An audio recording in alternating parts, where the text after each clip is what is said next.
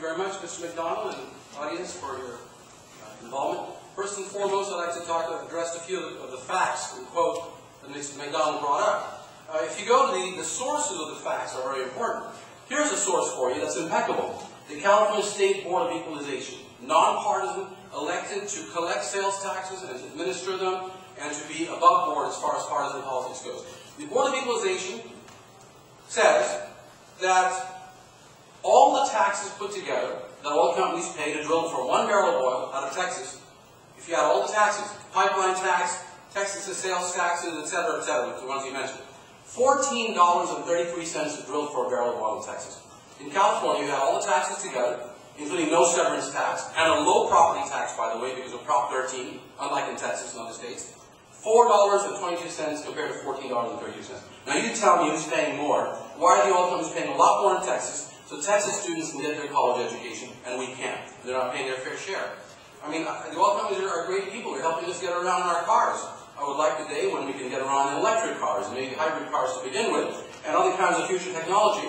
And then maybe we would like to have the oil companies get involved in new technologies. You guys should actually be moving forward to switch over, in my view. A couple more points. He says that the cost of gas would go up. UC Berkeley study, quoted by Thomas Elias, and he also misquotes over here in the other article. Thomas Elias from UC Berkeley says that if the oil companies were able to pass the cost of the tax on the gallon of gasoline, if they get away with it by taking it to court and winning in court, it would turn out to 1/2 cent per gallon extra. Would you folks pay 1/2 cent a gallon extra for your gasoline in order to have tuition-free or tuition affordable education? Would you do that? Of course you would. And here's the reason. Because the global market, sir, oil prices are not set by one small tax in California being passed on, because Californians don't just use California oil. They use oil coming out of Alaska being refined, out of Texas, out of Saudi Arabia, out of Venezuela. The world market for crude oil is what works. And it's supply and demand that creates the price of oil. It's not a small tax. And frankly, guess in your gallon of gasoline, whatever it costs, $4 a gallon right now, you know what the cost is that's included in there? The cost of the severance taxes in Alaska, Texas, Saudi Arabia, Oklahoma, Louisiana, and on and on and on. Everywhere in the world there's a severance tax to get here, and guess what you're paying already in the price of gasoline in California? That severance tax is passed on to you for $4 a gallon. You tell me, if this is the case, that the tax will raise the price of a gallon of oil, and therefore not having the tax should reduce the gallon of oil, right? Why are Texans paying 50 cents a gallon less right now, while they still have a tax in place? These numbers have to be accurate. They have to come from sources that you can believe are credible. The ugly reality of taxes. The ugly reality of Texas, he says, taxes get passed on automatically. Most businesses don't go to third world countries like Indonesia just because the taxes are lower there. They go there for cheap labor. Let me see you, sir, pick up a barrel. I'd love to see the oil companies pick up an oil well here and take it to Nevada. Move the oil well from here to Nevada so they can drill over there. Can't do it, sir. Thank you very much. Peter Jefferson now presents affirmative rebuttal for me.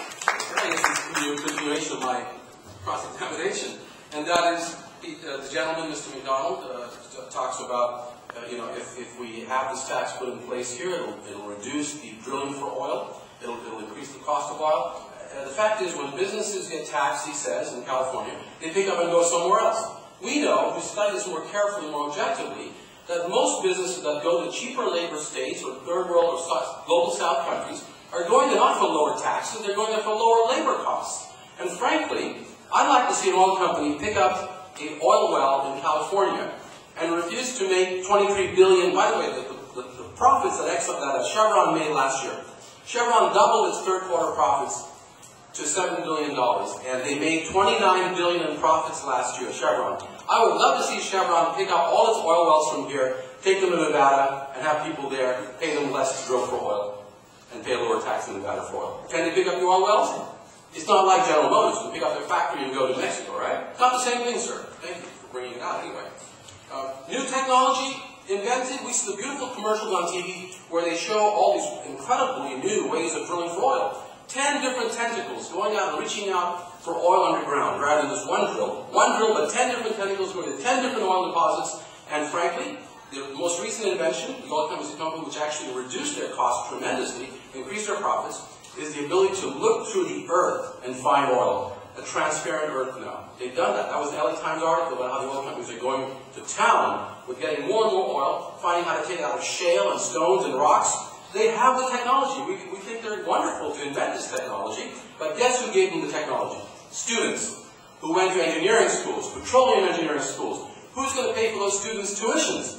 And we don't just need petroleum engineers, we also need doctors. And we need engineers who can build fast trains and hybrid cars and electric whatever. You know, we need engineers who can build the 21st century products, not just drill for oil. For those students like you to become those engineers, you have to have affordable, accessible education. We are not picking on the oil companies. We just believe the oil companies should pay for some of this natural resource, which really doesn't belong to them. It really belongs to we the people, because it's a finite resource once again. A couple more points. Mr. McDonald talks about how oil taxes were defeated. Yes, they were defeated. Prop 87 was defeated for several reasons. One is that that money from Prop 87, the oil tax, severance tax, would have gone to solar panels, to renewable energy production, and that's it. It wasn't going to education. It wasn't going to colleges and K-12 schools. When you put this money from oil into education, 70% of Californians say they will vote for it. When you put it in other kinds of technology which they're not sure about, they won't vote for it. And the oil companies spent $100 million, didn't they, sir, in Prop 87? While Prop 87 people raised $30 million. When you're outspent 4-to-1, or is it more like 3-to-1, I think you might lose sometimes. So that has a lot to do with it. And frankly, this initiative says that the money brought in from here for education will not supplement the general fund budget. It will be kept in a separate budget to supplant, to add to the general fund budget. There will not be a repeat of the lottery. The lottery which you brought up, and it's very true what you said. When the lottery was brought in, it was sold to us as a supplemental fund, but instead it was a supplanting fund where the lottery money came in. Guess what? The governor and the legislature took it out of the general fund equal, and therefore there was no money coming in except for 3% of our budget right now for lottery. So this is not a lottery initiative. This is a tax oil initiative, oil extraction tax, fair tax on a natural resource that belongs to all of us in order to give our young people a future. This is about America's and California's future.